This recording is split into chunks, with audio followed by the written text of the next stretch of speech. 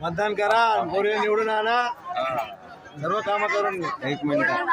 येत्या 15 तारखेला तुम्ही घडी येऊन ऐका. हो मावशी. येत्या 15 तारखेला तुम्ही घड्याळाला मतदान करा. तुमचे सर्व प्रश्न आपण सोडवू.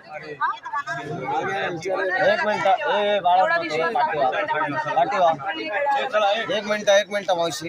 हा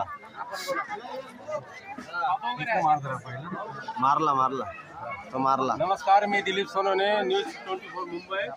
आज 146 वॉर्डमध्ये प्रभागामध्ये आज राष्ट्रवादी काँग्रेस पार्टीचे अजित पवार उमेदवार भाग्यश्री राजू केदारे येथे चौकसभा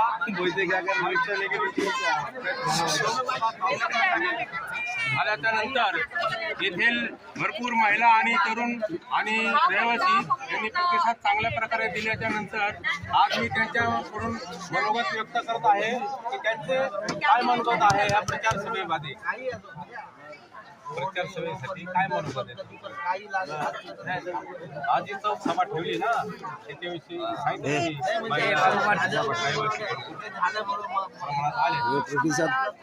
लोकांची स्वतः त्यांच्याकडे संवाद साधता आला. त्यांचे जे काही प्रश्न आहेत ते आम्हाला समजले.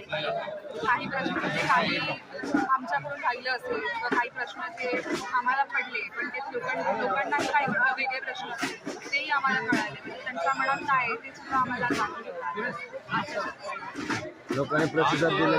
तुमच्या पाठीमागे महिलांचा आणि येथील स्थानिक रहिवाशांचा खूप सहभाग आणि सहकार्य आहे आणि तुम्ही एक काम चांगल्या हाती घेतलेले आहे की ते म्हणजे झोपडपट्टीमधून लोकांना बिल्डिंगमध्ये स्थलांतरित करण्याचं जे तुमचे वडील पूर्वीपासून काम करत आहेत त्यांच्याविषयी तुम्ही लोकांना काय माहिती द्या?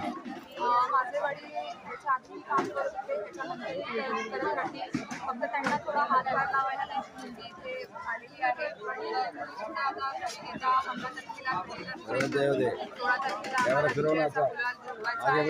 आणि आपल्याला लवकरात लवकर घरं मिळवून द्यायची. भावी काळामध्ये तुम्ही तर नगरसेवक होणार असं जनतेचं म्हणणं आहे, तर त्याविषयी तुम्ही पुढील कार्य कसे करणार? नगरसेवक झाल्यानंतर आम्हाला लोकांचे खूप सारे प्रश्न आहेत ते आम्हाला प्रश्न सोडवायचे आहेत. तर ते प्रश्न आम्ही पूर्णपणे सोडवणार. त्या 5 वर्षामध्ये आम्ही पूर्ण प्रश्न सोडवू.